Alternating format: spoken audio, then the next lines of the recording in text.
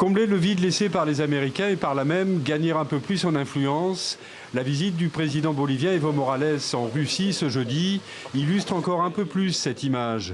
Le président américain s'étant lassé du dossier vénézuélien, les alliés de Caracas se tournent entre autres vers Moscou, qui met en garde contre une intervention extérieure au Venezuela.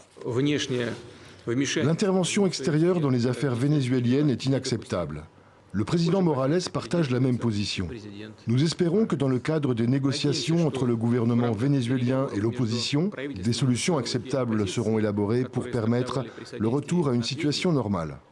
Doyen d'une gauche bolivarienne plutôt affaiblie en Amérique latine, Evo Morales, qui est à la tête de la Bolivie depuis 13 ans, se représente dans 3 mois pour un 4e mandat présidentiel.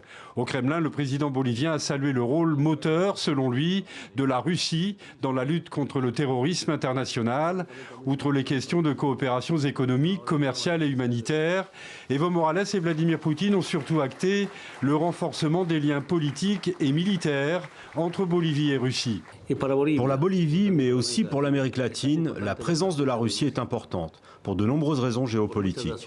Personnellement, je suis un grand admirateur de notre frère, le président russe, qui mène la lutte pour le respect du droit international. À Moscou, Evo Morales a d'ailleurs confirmé l'intention de la Bolivie de se débarrasser de ses avions militaires américains au profit d'appareils russes.